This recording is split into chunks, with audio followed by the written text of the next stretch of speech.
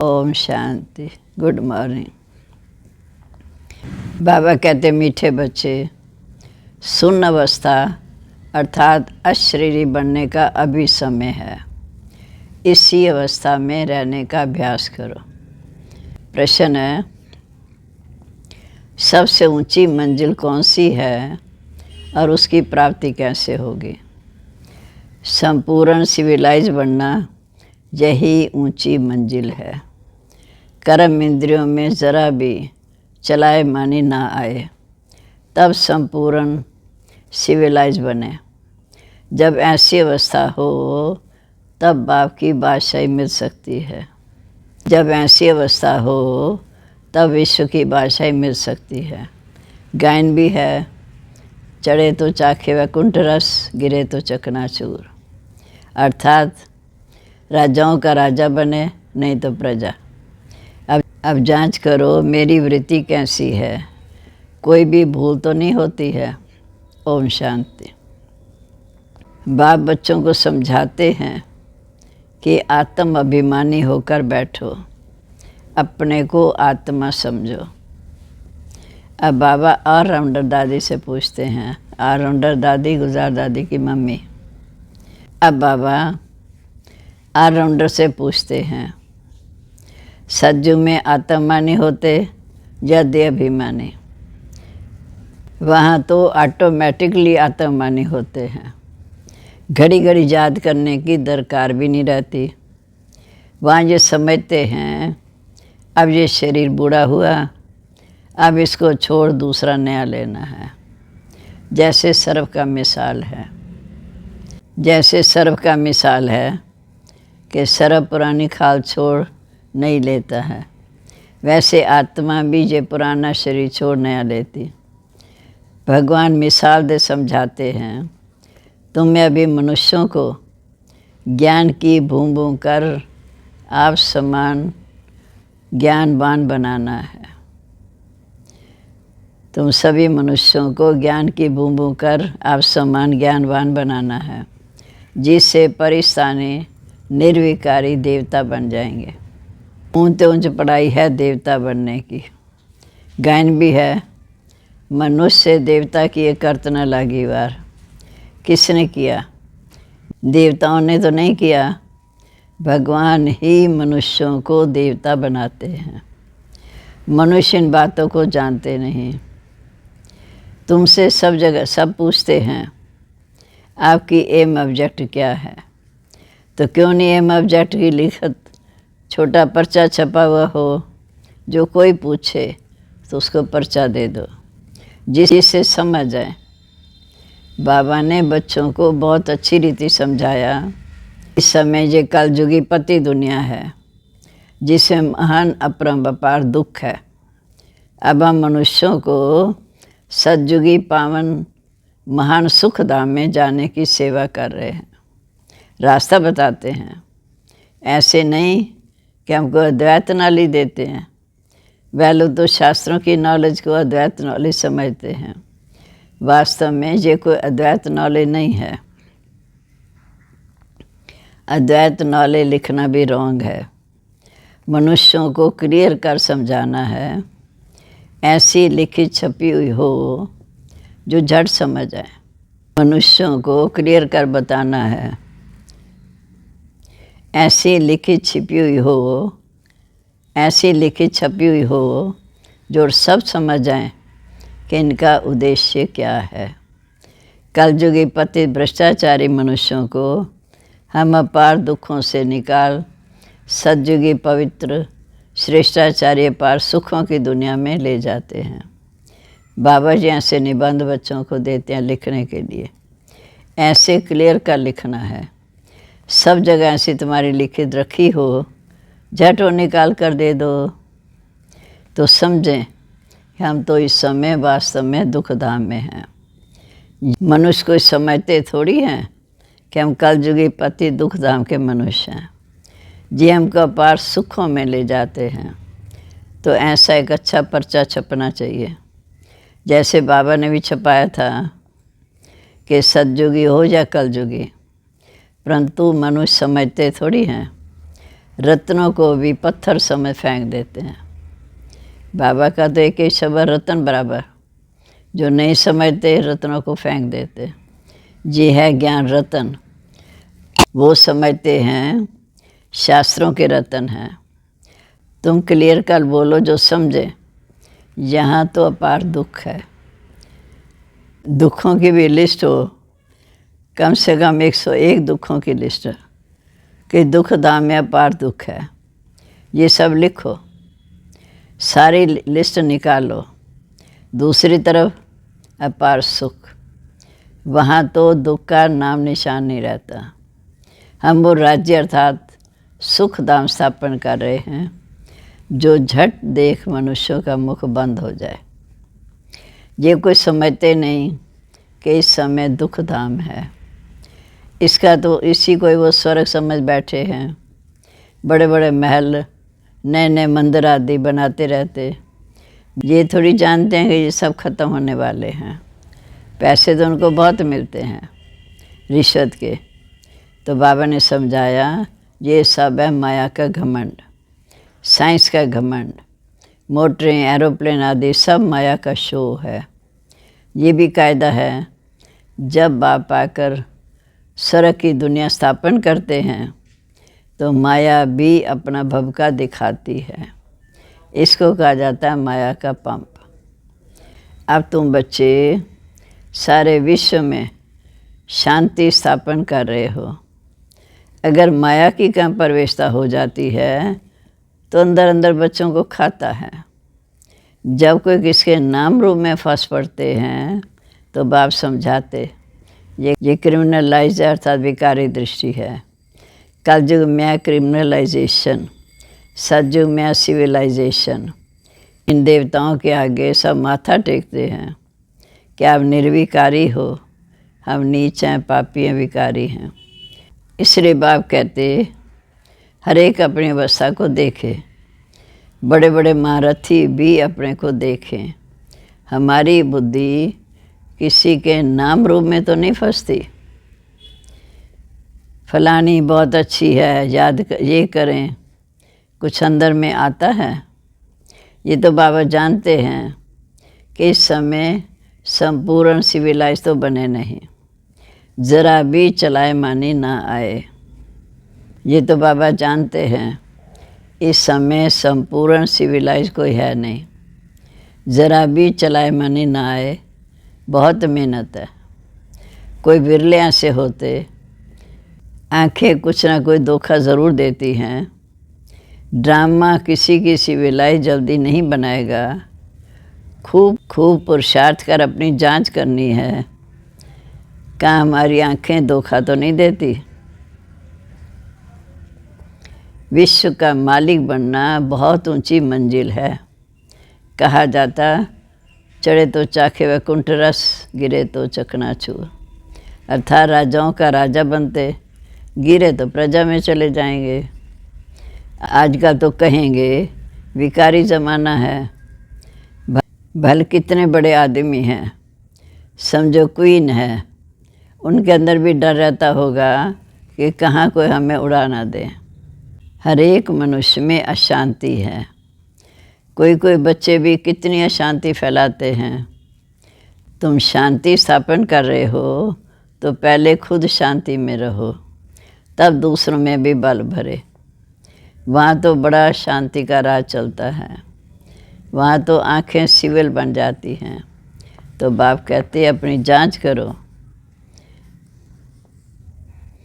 अपनी जांच करो, आज मुझ आत्मा की वृत्ति कैसी रही। तो बाप कहते हैं अपनी जांच करो, आज मुझ आत्मा की वृत्ति कैसी रही। इसी में बहुत मेहनत है, अपनी संभाल रखनी है। बेहद के बाप को भी सच कभी नहीं बताते, फिर कदम कदम पर भूलें होती रहती। थोड़ा भी उस क्रिमिनल दृष्टि से देखा, भूल हुई तो फ़ौरन नोट करो। 10-20 भूलें तो रोज़ करते होंगे जब तक अभूल बने, परंतु सच कोई बताते थोड़ी हैं। दे अभिमान से कुछ ना कुछ पाप ज़रूर होगा, वह अंदर खाता रहेगा।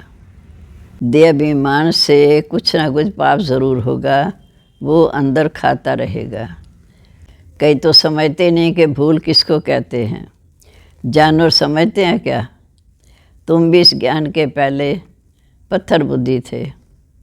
जब कोई 50%, कोई 10%, कोई कितना चेंज होते जाते हैं। ज्ञान से, योग से धीरे धीरे बदलते जाते हैं। ये आँखें भी बहुत धोखा देती हैं, सबसे तीखी आँखें।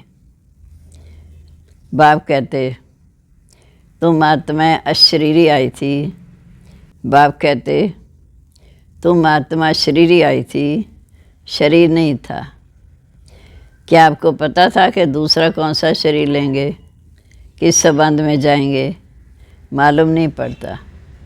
गर्भ में आत्मा सुन सुन रहती है, आत्मा बिल्कुल सुन हो जाती। जब शरीर बड़ा हो तब पता चले कि हमें ऐसा बनकर जाना है। बस ये पुराना शरीर छोड़कर हमको जाना है। फिर जब शरीर लेंगे तो स्वर्ग में आकर अपना पाठ बजाएंगे। सुन होने का अभी समय है, अर्थात अशरीरी बनने का। सुन होने का भी समय, अर्थात अशरीरी बनने का ये समय है। भल आत्मा संस्कार ले जाती है। जब शरीर बड़ा होता है तब संस्कार इमर्ज होते हैं। अभी तुमको घर जाना है, इसलिए पुरानी दुनिया का, इस शरीर का भान उड़ा देना है। कुछ भी याद ना रहे। परहेज बहुत रखना है। जो अंदर में होगा वही बाहर निकलेगा। शिव बाबा के अंदर ज्ञान है, मेरा भी पाठ है शिव बाबा का। मेरे लिए कहते हैं कि ज्ञान का सागर है, सुख का सागर है, शांति का सागर है। मैं गाते हैं पर जानते कुछ नहीं। अब तुम अर्थ सहित जानते हो। बाकी आत्मा की बुद्धि ऐसी बर्थनाटा पैनी हो गई, अर्थात कौड़ी तुल्य हो गई। अब आप ज्ञान देकर योग के द्वारा कितना बुद्धिमान बनाते हैं। बाकी मनुष्यों के पास तो करोड़ हैं, पदम हैं। अब आप कितना बुद्धिमान बनाते हैं। मनुष्यों के पास तो करोड़ हैं, पदम हैं। ये माया का अंतिम पंप है। साइंस में जो अपने काम की चीज़ें होंगी वो वहाँ सतयुग में भी होंगी। वह बनाने वाले भी वहाँ जाएंगे, पर राजा तो नहीं बनेंगे। वह लोग पिछाड़ी में तुम्हारे पास आएंगे, फिर औरों को भी सिखाएंगे, हुनर सिखाएंगे। एक बाप से तुम बच्चे कितना सीखते हो। एक बाप ही दुनिया को क्या से क्या बना देते हैं। इन्वेंशन हमेशा एक निकालते हैं, फिर वो धीरे धीरे फैल जाती है। बम्स बनाने वाला भी पहले एक था, समझा इससे तो दुनिया विनाश होगी, फिर और बनाते गए। वहाँ भी साइंस तो चाहिए ना, टाइम पड़ा है। फिर धीरे धीरे सीख कर साइंस वाले होशियार हो जाएंगे। बाप की पहचान मिल गई, फिर स्वर्ग में आकर चाहे नौकर चाकर बने। वहाँ सब सुख की बातें होती हैं। जो सुख धाम में था वह फिर होगा। वहाँ कोई रोग दुख है, शांति नहीं होगी। यहाँ तो अपरम्पार दुख है, वहाँ अपरम्पार सुख है। जहाँ हम ये दुनिया स्थापन कर रहे हैं, दुख हरता सुख करता एक बाप है। पहले तो खुद भी ऐसी अवस्था चाहिए, ऐसी पंडिताई नहीं चाहिए। ऐसी पंडित की कथा है कि बोला कोई पंडित जी के पास गया, कहा मुझे पार जाना है। तो पंडित जी ने कहा कि राम राम करते जाओ, पार हो जाएंगे। फिर जो माता फिर उस समय अपने गांव में निमंत्रण देने आई तो कहा मेरे लिए किश्ती लाओ। कहा मैं कहा राम राम करते पार हो जाओ। तो ये कहानी है। ये सब इस समय की बातें हैं। तुम बाप की याद से विषय सागर से क्षीर सागर में जाते हो। जहाँ तुम बच्चों की अवस्था बहुत अच्छी होनी चाहिए।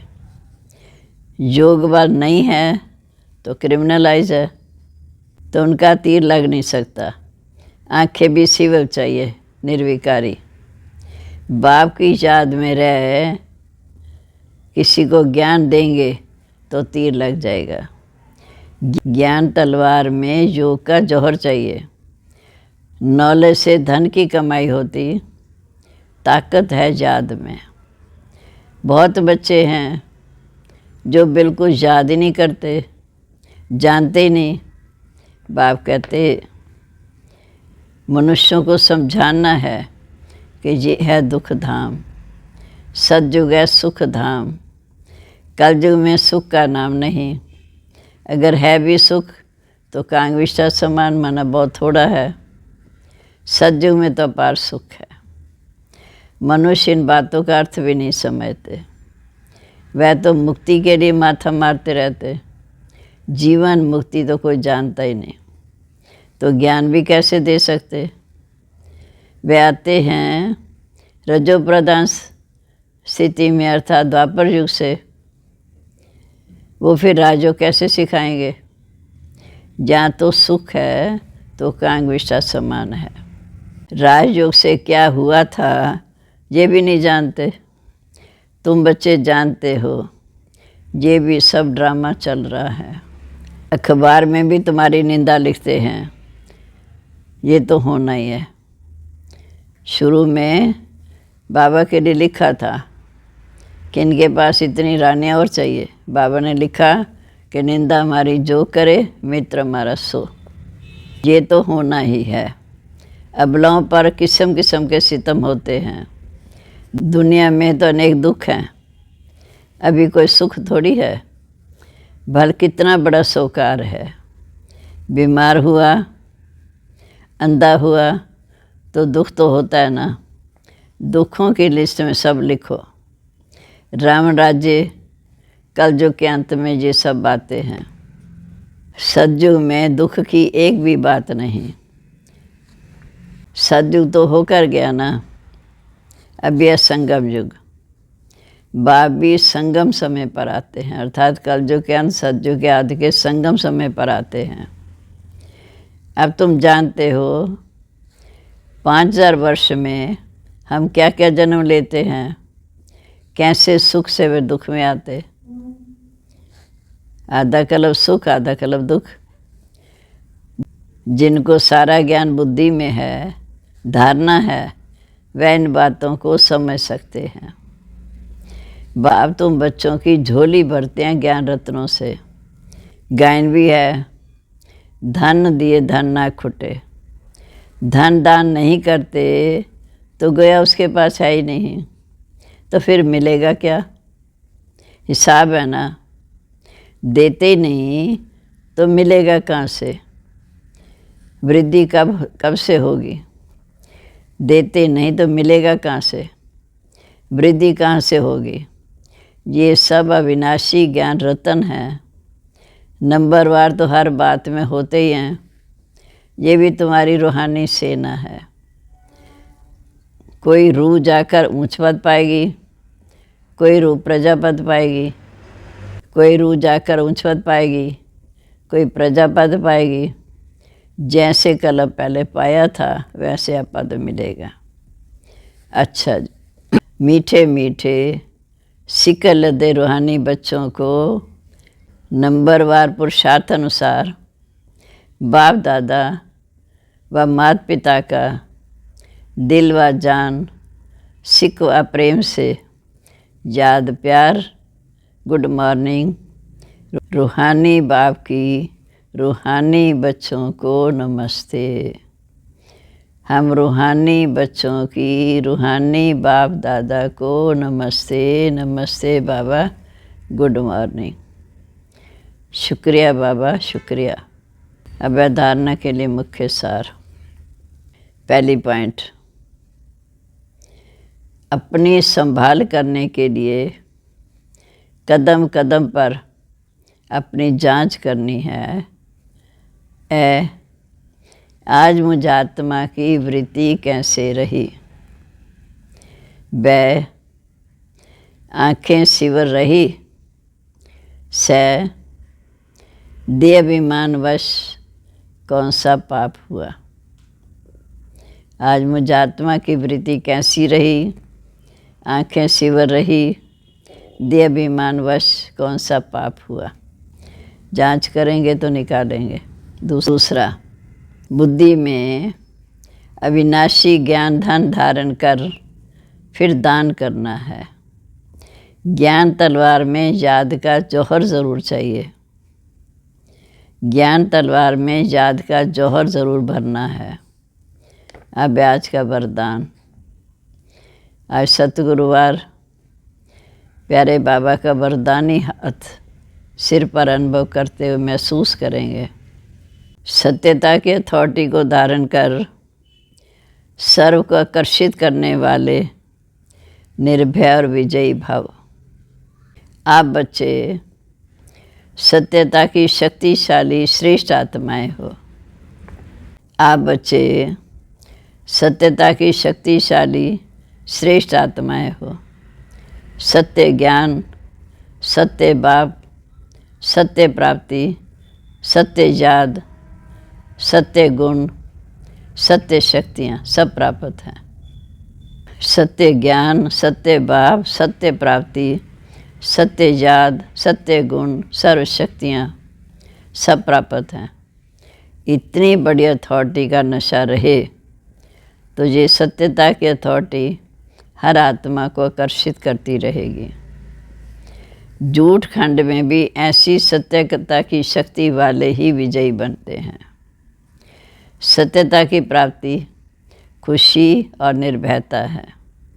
सत्य बोलने वाला निर्भय होगा, उनको कभी भय हो नहीं सकता। स्लोगन है, वायुमंडल को परिवर्तन करने का साधन है पॉजिटिव संकल्प और शक्तिशाली वृत्ति। वायुमंडल को परिवर्तन करने का साधन है पॉजिटिव संकल्प और शक्तिशाली वृत्ति। ओम शांति।